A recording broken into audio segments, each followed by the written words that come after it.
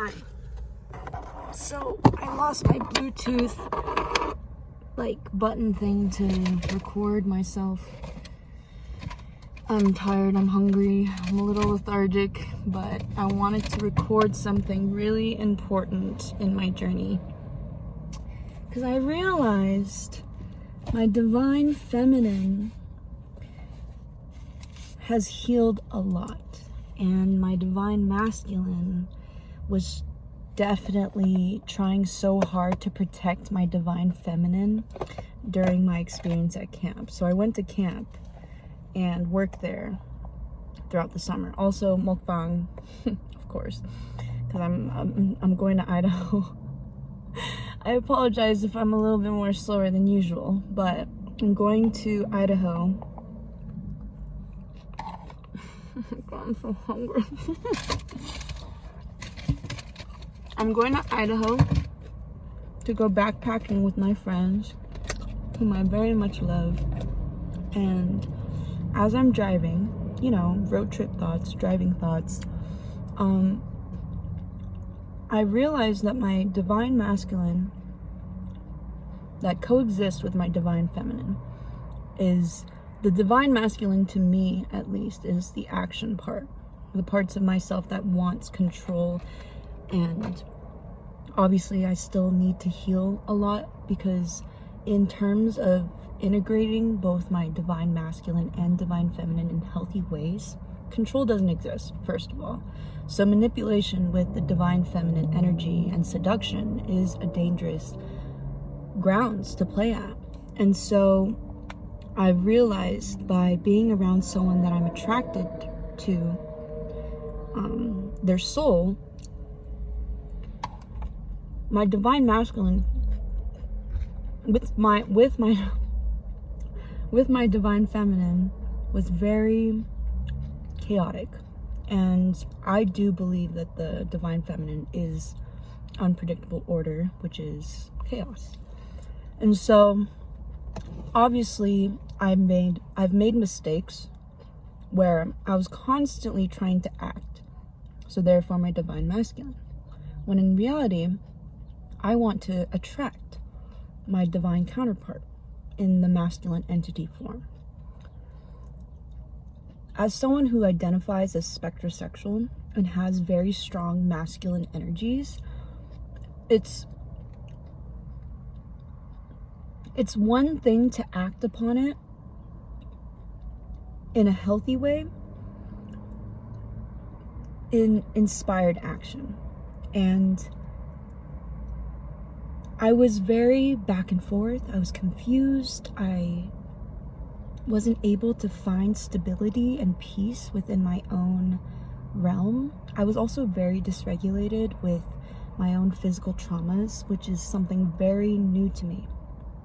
So coming here, being in Vegas, or not Vegas, but Nevada, around Mother Mountain, and then being in Mother Forest, it was very different to have my literal environment affect me in a way where I was expressing myself in such a beautiful but also spontaneous, chaotic way, back and forth, up and down, everywhere. So I'm really acknowledging that aspect of myself and not putting shame to putting myself down. I wrote this guy a letter because I wanted to express my pure intentional emotions, which is peace, joy, love. So with harm to none and love to all, that's what I did. And I felt myself make a mistake, not because my feelings were mistaken, but because I kept acting out of this need to control the situation. So I'm realizing I'm healing my divine masculine energy and not being abrasive to myself or reactive. And I also acknowledge the fact that it's not meant to be, for a very good reason. I am attracted to this being. No, I'm attracted to the soul and the physical incarnate. It is the receptivity, the reciprocity, the movement that comes forth to me as a divine feminine entity, it was not there. Not even once. Maybe in the workplace, but not outside of it. So I don't feel ashamed, which is great, which is so great. But I literally spoke to my divine masculine counterpart within and was like, I don't need that same protection. It is not serving me as someone who wants to attract my divine masculine counterpart as the feminine entity that I align with. And it's just really great to realize that I'm healing, I've healed, and I continue to heal and grow and evolve and become more and more of myself. And maturing in this way is eternal, it's infinite. And I read this thing that I know that that person wrote. Yeah. Oh my god, I just spit out loud. Because I can recognize so much of them. I don't know where it went, whatever. Great.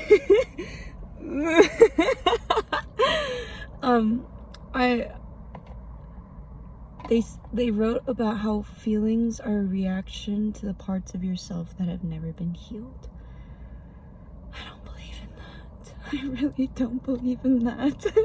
And there's nothing wrong with them writing that and maybe even believing that themselves and living that out. I'm just realizing how integrally different we are. Coming from the same flame as someone and recognizing that as a spiritual soul is quite difficult. It's challenging. Not difficult, it's challenging. And obviously only I can truly recognize that as someone who's on this spiritual journey, but also it's important for me to not attach to that. And that's what I've learned, is that I'm not, which is great. I do have my own egoic attachments and anxious attachments through my own conditionings, and I acknowledge them, I observe them objectively, which is also important, because even though I recognize those thought patterns and the way that my ego is constantly thinking about him in certain ways, in certain situations or whatever, I, as the soul that incarnated in this physical realm, also knows that I do not need them. I just want them. I desire them. Excuse me. Confirmation, motherfucker. Because literally having that and being able to recognize that and sending that intentional, pure love that will not be tarnished or tainted by other people's perceptions and misunderstandings and the miscommunications, the actions that I don't align with. It's ever changeable. And so I'm really proud of myself because I have not felt attracted towards someone in years. And so being able to experience this and yet also be able to let go of it is so important for my healing process as someone who's been broken up with in both my relationships, told both times that I deserve better, and feeling very betrayed, all of these things, abandonment wounds, and stuff like that. So I express this because I understand that I can be here for me. I am here for me, and I will continue in this love, innocence, childlike, pure, fun, joyful, expressive, sexy, cute, like everything. And you know, it is not my place to speak about another person's experience. So that's why I always make an effort to speak from my own heart and my own centered space. So yeah, it's been a journey, and so I can't wait for what I'm going to be sharing with you guys moving forward.